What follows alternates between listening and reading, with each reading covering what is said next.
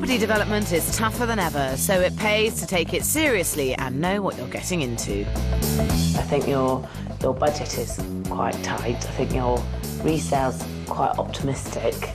And it doesn't need very much movement from either of those figures before you've made no money at all on this. The truth is, all over the country, first-time developers are risking everything they own by treating this very serious business as little more than a game. It's a learning curve. This is our first big property, and maybe we've bitten off more than we can chew.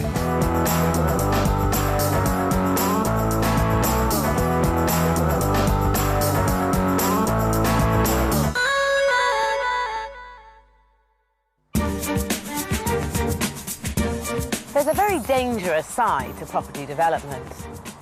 The idea that it's an easy way to make money lures thousands of people every year to take a huge gamble on a business they quite frankly know precious little about.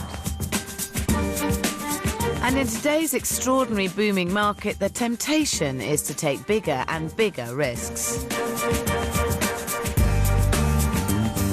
Gym manager Matt Lawrence and his fiancée Michelle Francois are going for broke with this bungalow in the Surrey town of Ewell. They've sold their home and are spending every penny they own to double the size of the property. And that's quite an undertaking, as they don't know the first thing about property development.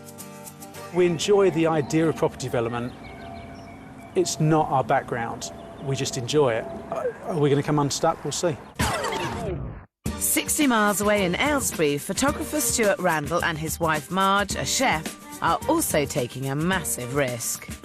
Convinced they can cash in on this completely run-down Victorian terraced house, they've given up their careers and mortgaged themselves to the hilt. You've got to take risks in life, otherwise, A, life isn't interesting, and B, it's the only way that you can actually achieve things. On the face of it, Stuart and Marge should be in good shape because they already have one development behind them. But it didn't go too well. So after your experience of your last dabble into development, you've come back for more. I mean, it's a very brave thing to do. I think to say it was a horrendous affair was an understatement. It did go horribly wrong. I think everything that could have gone wrong with it did. It seriously nosedived to the extent actually we actually lost possession of the property. And yeah. You had it repossessed? It was repossessed. So why have you bought this then? You can make money and make a living out of it, providing you keep control. Who says? All the programmes do. Oh no! Stuart and Marge's last development went wrong because they lost control of their finances. And just looking at their figures this time round, I can kind of see why.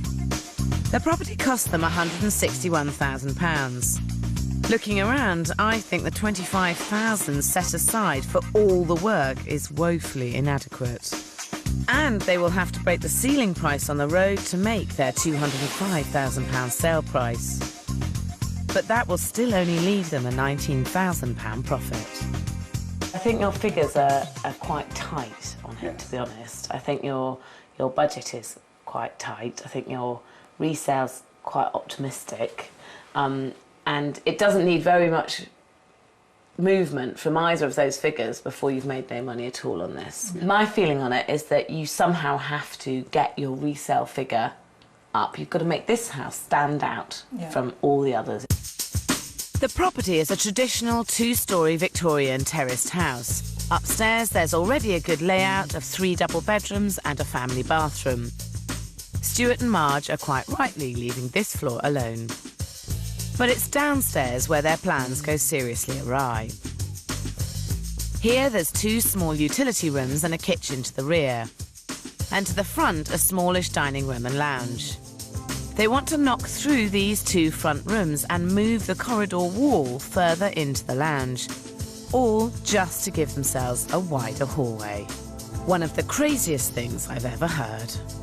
Once we walk in the front door, the first thing we have found is a very restrictive hallway. So basically what we're going to do is widen that wall and bring it further into this room. By bringing this wall nearer to us. So you want to take this wall down? Yes, but bring it towards us. into this room. But we feel that the trade-off for that is the fact we are also going to knock this wall through into the dining room, so you will have a large lounge diner. I don't quite know of a nice way to say this, but I'm just not sure that I'd do that if I was you. I just think that this is not a bad-sized room. You take 18 inches off it and you put a sofa in, and your feet are going to be in the fireplace when you're sitting on it. And ultimately, no one's going to buy this house who wants a big, spacious house, because it's not. That's not what it is. They're going to come through the front door and expect it to be sweet and cute, not big and spacious. And they're going to want a sitting room they can fit a sofa in. But Stuart and Marge are right about one thing. They do need to make this house stand out from the neighbours, only not with a massive corridor. One thing that hasn't been done to this house, where I think you would guarantee to get that over £200,000 resale figure, would be to knock out at the side here and and fill in the side return, so you had a really big kitchen breakfast room. Back here, Stuart and Marge have a simple plan to knock the kitchen through to the utility rooms and create a larger kitchen. But I think they should take this idea much further by extending the ground floor to the side to create a fantastic kitchen diner with double doors leading to the garden. Ideal for the family market. That could be the thing that makes this house be the one that people buy. I'm just thinking of the knock-on effect with the costing. Love the sound of it, but then it will cost a bit comes down more. to costings. But I think if you do that, you could be looking at 210, 215. And if you don't do that, I think that you're going to be struggling to get anywhere near 200. It'll be 195 you'll get for the house. There's definitely good food for thought there. It certainly is, yeah. I wouldn't have even thought of that. No.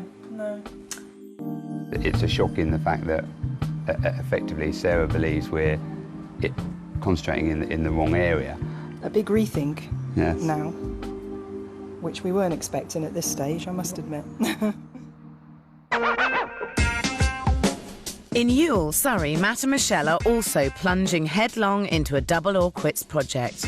They've got ambitious plans to turn this 3-bedroom bungalow into a 2-storey, 5-bedroom house. Michelle is pregnant and everything they own is going into this project. So you'd expect this to be a development backed up by months of vigorous research. Why this house? Why a bungalow? I wasn't actually looking for a house, but it was bizarre. I drove around, saw it in the estate agent's window and thought, I've got to have a look at it. We came here the next day and made an offer on the spot. It just felt right. It just felt that there was opportunity. I mean, both of us felt that there was... straight away, it just kind of, let's do it. You know, it's the whole thing. We want this archetypical British life in the country, and I'm not going to get there on you know, a 9-to-5 job, so... Matt and Michelle did next to no research about the area or the local housing stock, so bought the property practically blind for £272,000. They want to spend a sizable £152,000 on the project and sell for a massive £475,000. If they can pull it off, they'll make a tidy £51,000 profit. So have you got all the money sorted to do this project? I'm probably about 40 grand short, which I need to find. That's quite a lot of money to just find. Where are you hoping to find it? I mean, if I need to remortgage, I'll have to. I mean, on a very short-term credit cards I can play with as long as I can juggle correctly.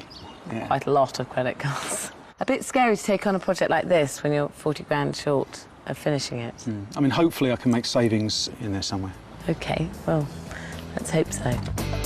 This is very scary developing. Matt and Michelle bought the property on a whim, are short on cash, and haven't done a full structural survey. In my opinion, they couldn't have their eyes more firmly shut if they tried.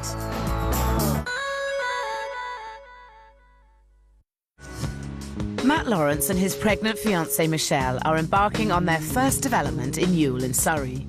They're investing £151,000 to double the size of the property, and even though they've started work, they still don't seem to have done their homework.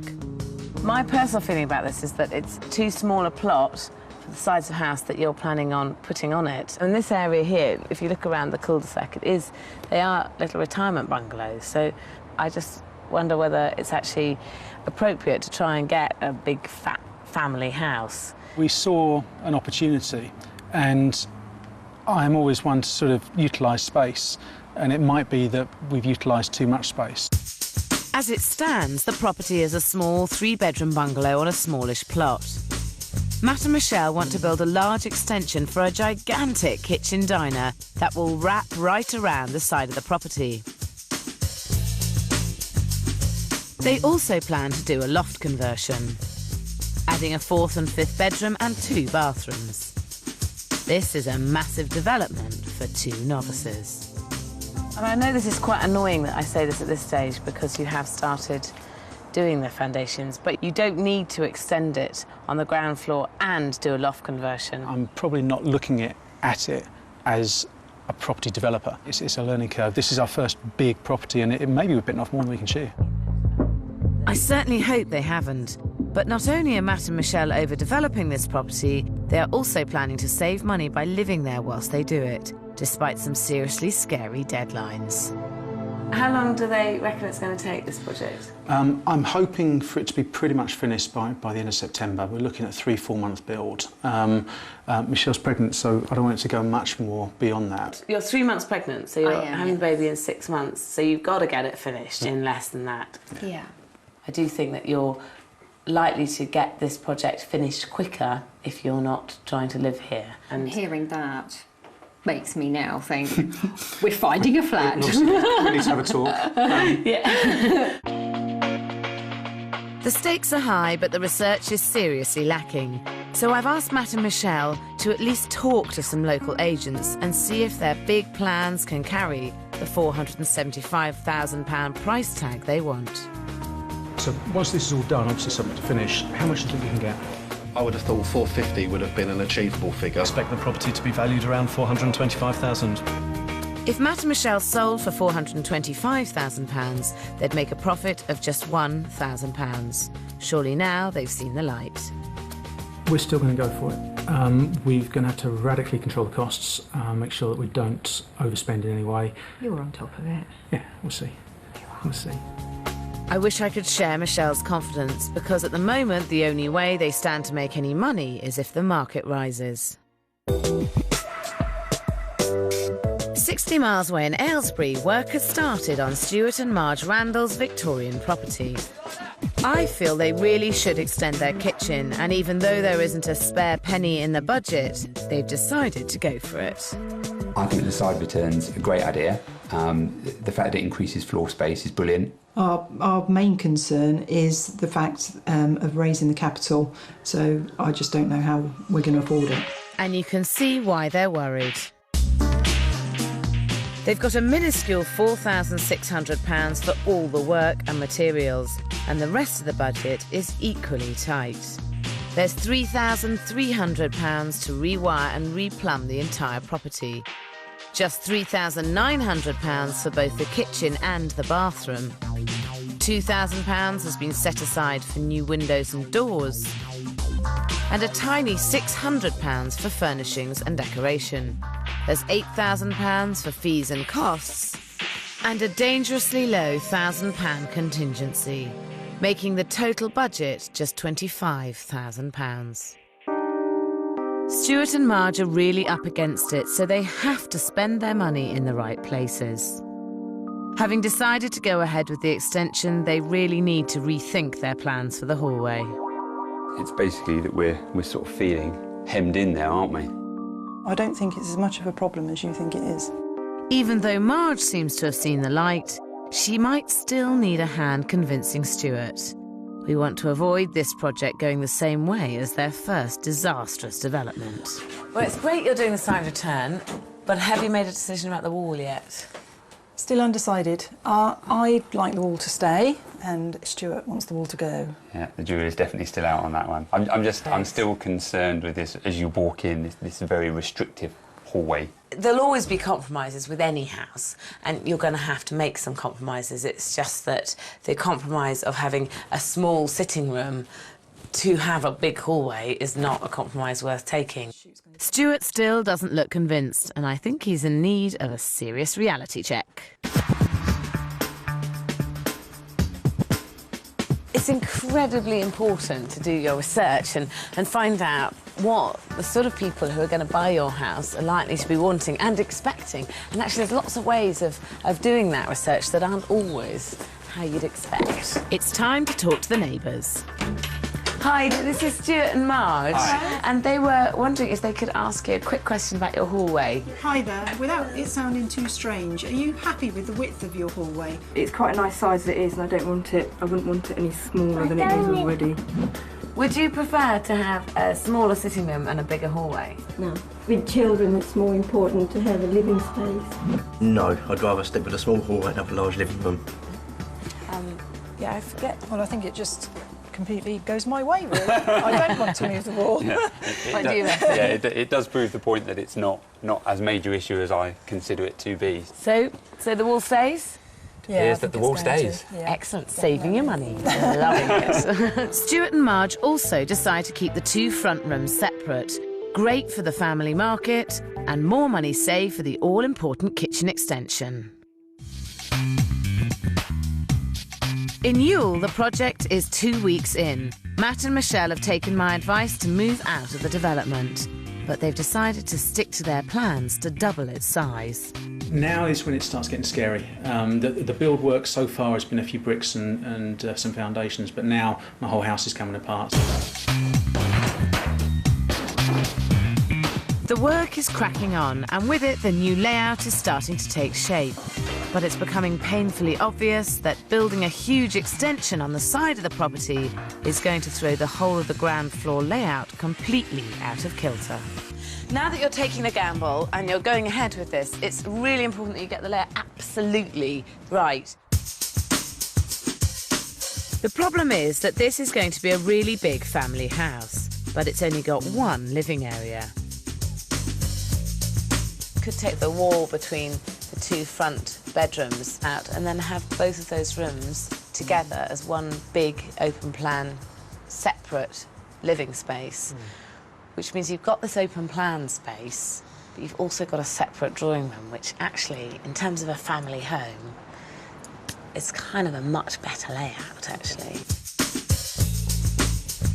By knocking the ground floor bedrooms together to create a separate living room, the property now wins on both counts. And with plenty of space for a new bedroom in the extension, together with the 2 bedrooms upstairs, this makes a well-balanced 4-bedroom family home.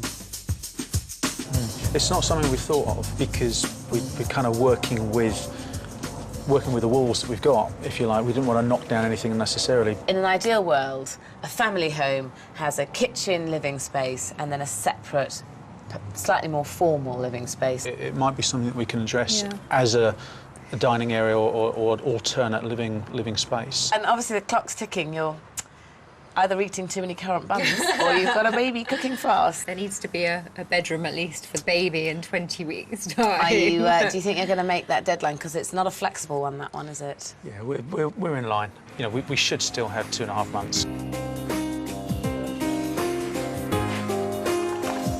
Looking at the site, Matt will have to work at breakneck speed to be finished on time. Under all this pressure, Matt makes a snap decision about the ground floor layout. We've kind of got the plan for how we think the house is supposed to look. We've got nothing really to go in the room if we do take the wall down, so I've got to be honest, it's not a first choice option.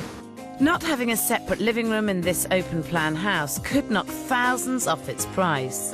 And it's beginning to look like they'll need the money because just 2 weeks later, there's very bad news.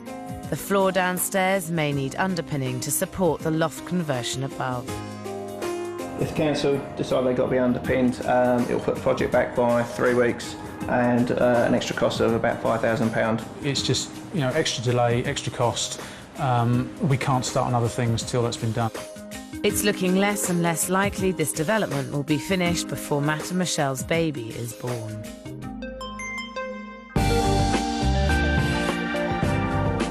In Aylesbury, the development is 4 weeks in and on schedule, but Stuart only ever set aside a tiny £1,000 contingency, and when you're dealing with old properties, it pays to expect the worst. True to form, a couple of days later, the builder unearths a major problem. a Victorian well directly under the site of their new kitchen. Basically, the side return may not even happen now. We just don't know. Old wells like this often turn up in Victorian terraces and would have provided the main water supply to this and surrounding houses. They're usually fine to fill in and build over, but Stuart's builder isn't taking any chances until the district surveyor gives his verdict. With regards to the implications on finding the well, even from a financial viewpoint, I think we've pretty much kissed all of our contingency goodbye. And that's bad news, because this development is turning into a real money pit. The old sash windows at the front of the house are in a worse state than Stuart and Marge realised, and the pressure is on to come up with a cheap solution. To me, the windows are sort of a cost issue, primarily. See, this is a prime example. Look, UPVC, I think they look good. At the end of the day, Stuart, I know it's a cost issue, but I just don't think they look as good as wood. Marge is right. In this area, the more authentic charm a period property has, the more people will pay. Old features like fireplaces and cornicing should be preserved wherever possible, and right at the top of the list are original sash windows. What's more, Stuart and Marge shouldn't be put off by the cost. Hiya. The flu or anything. I've got something to show you. Oh, wow. Oh, wow. Guess what I want to talk about? There are some buyers that may be put off by UPVC windows, and that's a really big risk to take, I think. It is amazing how bad wooden windows can get, and you can still restore them. Let's go and have a look at them. Now, there's fantastic products on the market at the moment in terms of filler, which means that you can keep much more of an original window than you used to be able to. And these are easily restorable. They're not that bad. I mean, our grandfathers would have been able to restore this window themselves. We've just lost those skills along the way. You don't need to pull out old windows just because there's a bit of rot. I have spoken to a company that restores sash windows, and they can do all of these sash windows at the front and replace the two sashes for around £1,000. We didn't think we were anywhere near that sort of costing for... We thought we were around that just to replace this central one in the bay. But if it's £1,000 for the whole front of the house, then... Will you go with that, do you think? There's no thought process needed, I think. No, I think we're there. I think so. Oh, we get to keep our wood. It's a battle won, but there's a very long way to go. Marge and Stuart still don't know whether the well is stable. And what's worse, whilst replacing the ceilings upstairs, Pat the builder has found a potential death trap. The top half of the chimney breast is floating in midair and urgently needs structural support to prevent it from falling down. I think the best thing for that chimney, really, is to remove it. That's obviously going to have a cost implication. Around about £1,500. Looks like we're going to be, well, putting our hands in our pockets again, Stuart. With costs spiralling and the schedule slipping, Stuart and Marge simply can't afford any more nasty surprises. This development is literally hanging in the balance. In Ewell, the structure of their property is also causing Matt and Michelle a major headache. The good news is that they've avoided underpinning. The bad news is that coming up with the solution has taken 6 long weeks. Juggling his job as a gym manager with the project management is making Matt more and more stressed, and he's come to a momentous decision. I had a long chat with Michelle about sort of my work, and we decided that it's worthwhile to put everything into this project. So I'm not working now. There's always the risk that, well, you haven't got a job, how are you going to earn your money? That's a gamble, you know, life's a gamble.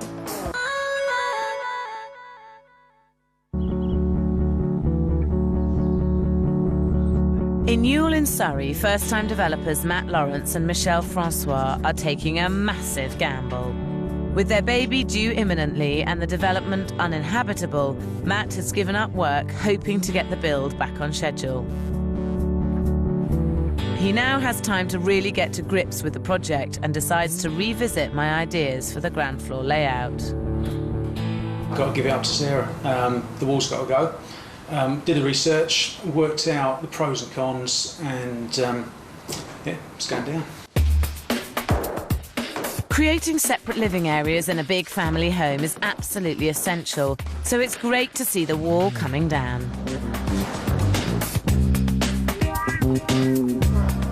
It's opened up the room. It doesn't look that bad.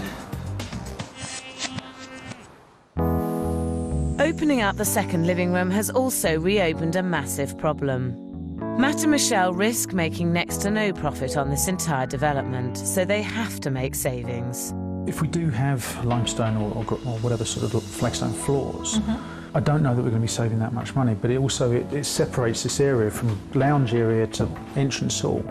Their plan is to save money by only using the more expensive flooring in some areas, but this could look very disjointed. There's a danger of undoing all the good work they've put into their ground floor layout. Did you have any idea why I brought you here? Well, it goes without saying the similarities with my house are very much in line. Well, I actually wanted to show you some flooring. When most people think of flooring, they think room by room. But by using the same material throughout, it ties the place together, whether it's Ham House in South London or a 2 up, 2 down. I brought you here to show you that a continuity does give a sense of flow, and I think you do need that to get the maximum value for your house. So you think it's worth investing the extra money and try and make savings elsewhere? It's certainly worth having a really great flooring, because I think it's not really worth doing the whole development if it isn't finished right. So where are you with the budget? Because you did have a big shortfall, didn't you? We're still probably 25 to 30 short. Which is a lot of money to have to find. But I still think it's really important that you spend money in areas that are going to make the house look its very best.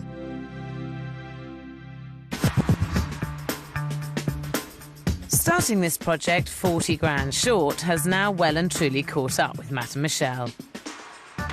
6 months in, the development should now be finished, but there's no money for the floor and there's no money to pay their rent either.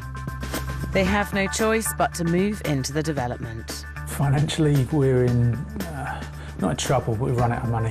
So we've borrowed from everybody we can possibly borrow from, banks and building societies and credit cards. We're still short, so I've got to look at other options. Painting is not a problem, but the floor is quite a big deal. Matt desperately needs at least £4,000 to pay for a solid wooden floor. And unless he finds some money in double quick time, his baby's first home will be a building site. Back in Aylesbury, there are some pretty tough money decisions to be made too. Stuart and Marge started out with a totally inadequate budget and next to no contingency. First, they discovered the chimney was a death trap, and then they dug up an ancient well. I mean, it's probably well over 100 years old, isn't it? So, I mean, we've got a building within sort of just over a metre, so it's proved that it's able to withstand the pressures from that. So my extension can go ahead? It can. Oh, fantastic. Excellent. Oh, you don't know how pleased I am about that. Oh, good. Excellent. Oh, I'm happy boy again. This is fantastic news. Without the extension, Stuart and Marge would have lost money on this development. It's £530 to fill in and cap, but at least it means work can really get going.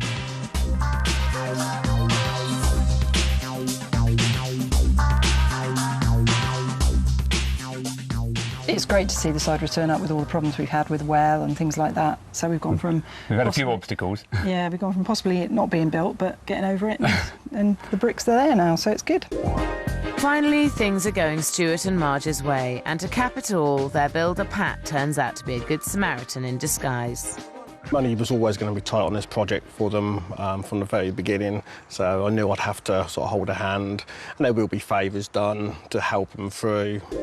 For the £1,500 job to remove the chimney, Pat agrees mates' rates of just £770. Basically, Pat is being a star. He's taking the same opinion as us, which is brilliant. He wants us to make a profit at the end of it as well.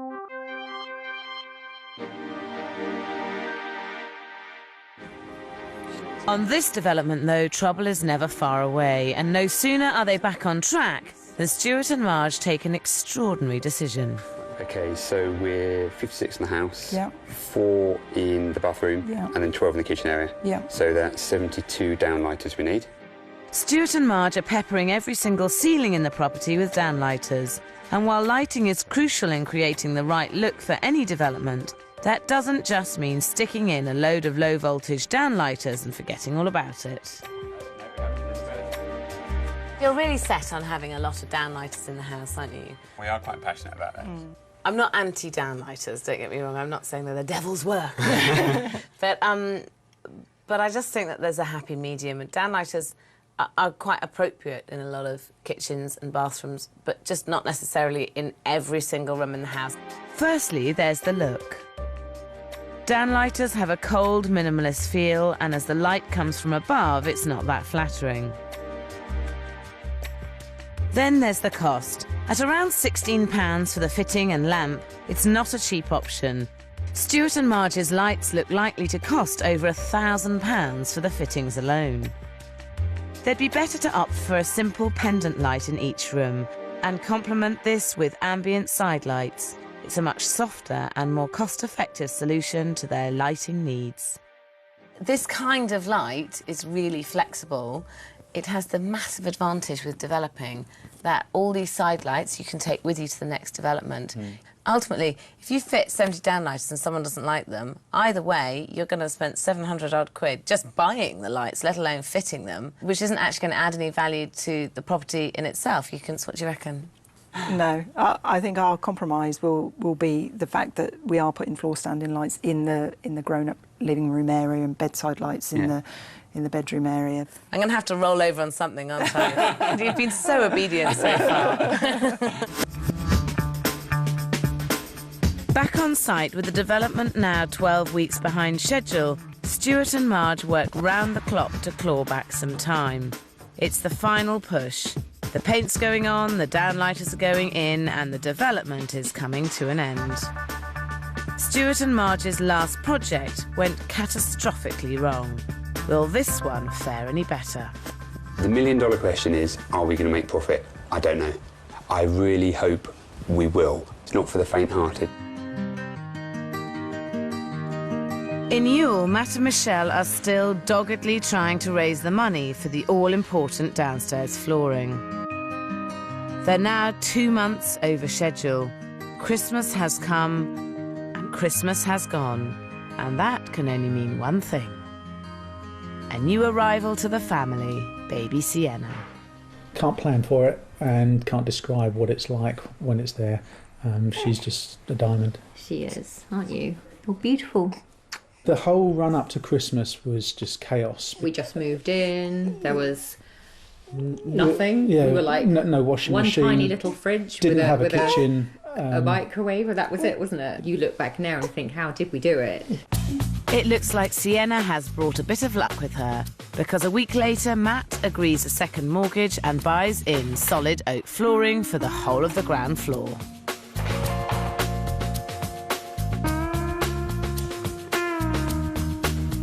Matt and Michelle can finally see their way through to the end of this development. It's so close now, we can taste it. We managed to get the money, we were short, we've borrowed. We're paying off a huge amount of debt at the moment. You know, you have to take that risk and just go for it, really, which Matt, he's able to kind of do that, and I've just trusted him along the way. I just hope for this brand new family that Michelle's trust pays off. In Aylesbury, 3 months over schedule, Stuart and Marge's development journey is over. Hi, how are you? And their Victorian cottage hasn't turned out badly at all. Youthful colours and a clinical finish gives the bedrooms a fresh, contemporary feel that continues into the family bathroom.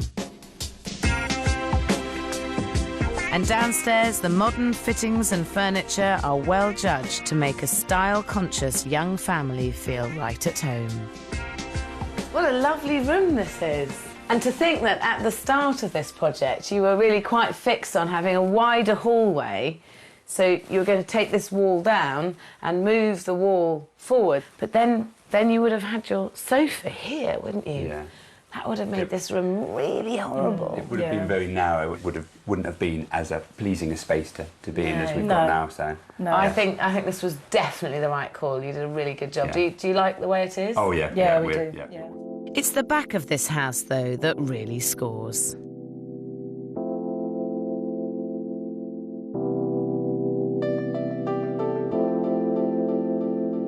Extending the kitchen has created a stunning extra living area that is the perfect place for a family to congregate.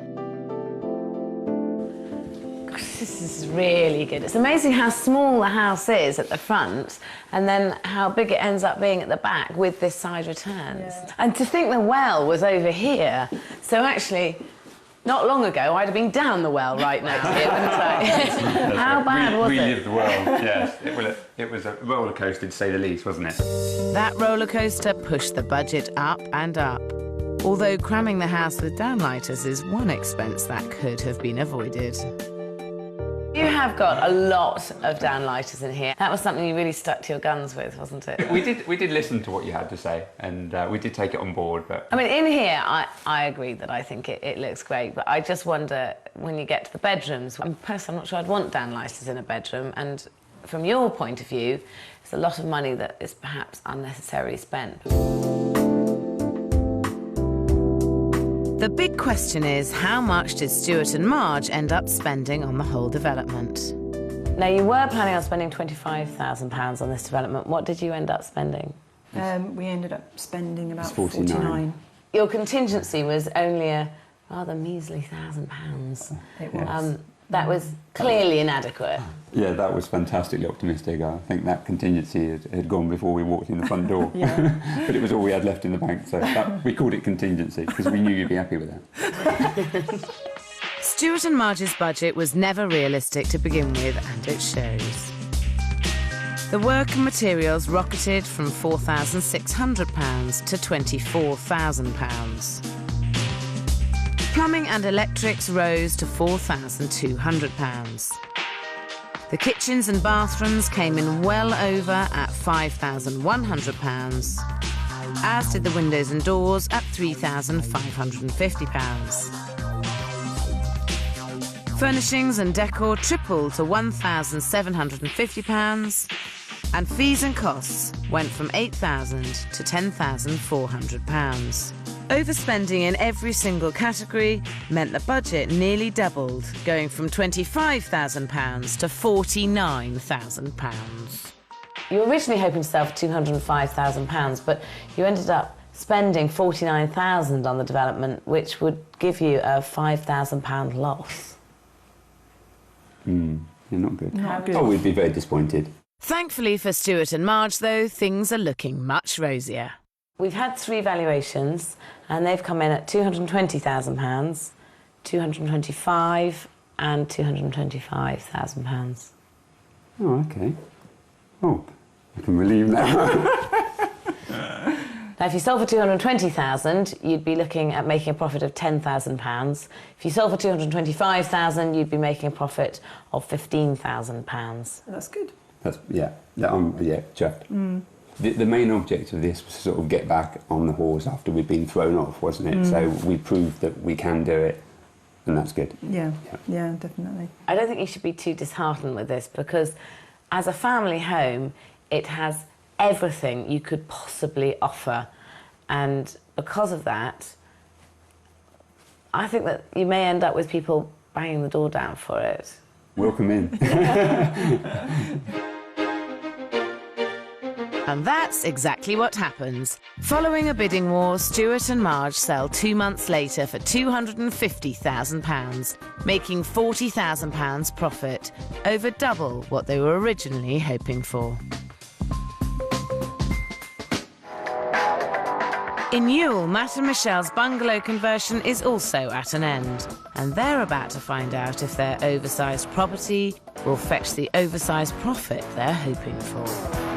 Gosh, that is a stonking big house, isn't it? In Ewell, a whole 5 months over schedule, Matt and Michelle's massive bungalow conversion is just about finished. But before we look at what they've done inside, there's the small matter of the outside. It's a massive house, but I mean, it still is on quite a small plot, isn't it, for the size of the house? Now, what we've got to do is we've really got to sell it as an entertaining living environment. Yeah, I mean, it's all quite kind of woolly words, this, to make someone want it, but the reality, I think, is that they look at the house, they look at the square footage, they look at the size of the garden, and they either be happy with the garden or not.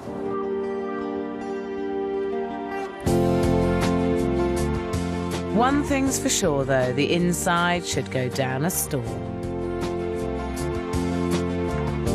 A limited colour palette and simple modern furniture set off this contemporary open-plan space perfectly.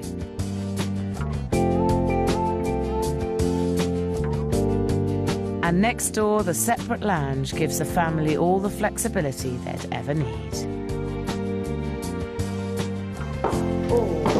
What a great room. So you've got this big entertaining space here, this living room, and then the dining area, and a great kitchen.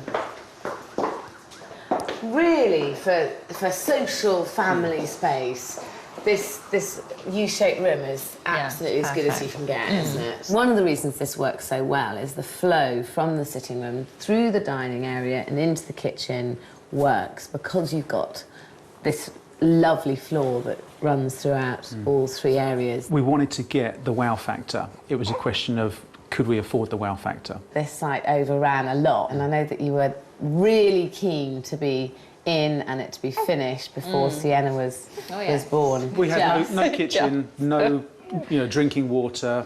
But it was great because Matt still cooked a full Christmas dinner whilst putting the kitchen together. I was putting drawers together and stirring the turkey. So. Anyway, and she's going to learn a lot from the first few weeks of her life, isn't she? If Sienna ends up anything like her parents, she'll be trying her hand at design. Upstairs, the cool tones continue into a spacious master bedroom, an ensuite fit for two, and a striking black and white themed family bathroom.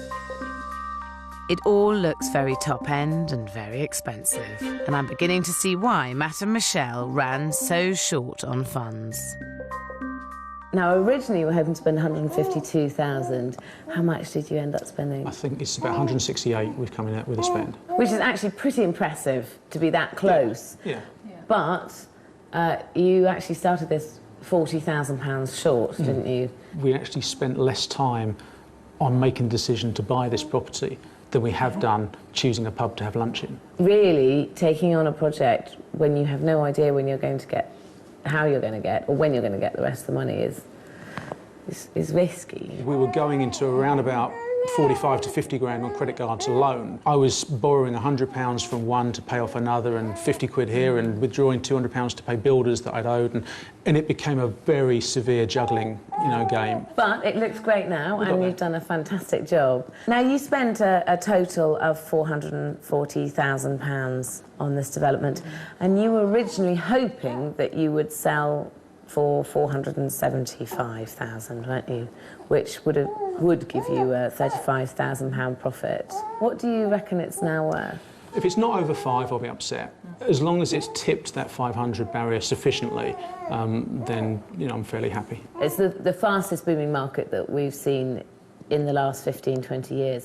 The house that you bought would be now worth £100,000 more to buy now than when you bought it. So actually it was a very lucky time to be owning. Just how lucky is down to its value. Wow, this is totally unexpected. What a lovely sized room. This is a separate reception room here, and for me, as a selling point of view, I find this room very interesting. The slight drawback is the size of the garden. It is a little bit small for the size of accommodation. I would value this house at £525,000. I value this property at £550,000. I'd market this property at £575,000. Now, we have had 3 agents round to value the property, and they valued it at 525,000, 550,000 and 575,000. So if you sold for the lower valuation, you'd make £85,000 profit. If you sold for the higher valuation, you'd make £135,000 profit. Would that make it worthwhile? That was fantastic. I think it's absolutely brilliant. But yeah, it's until it's actually sold. When the money's in the bank, then unfortunately I Don't get too celebrate. excited. Yeah, exactly. Matt and Michelle bought the property for £272,000. They ended up spending £168,000 on the development.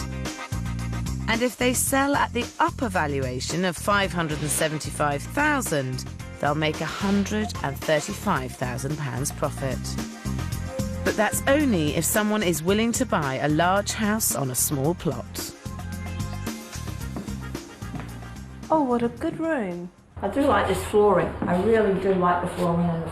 It brings the garden into the house, the way the doors open up that way. It's a very 1930s cul-de-sac with a rather contemporary property on the interior, so that's not going to be good for me.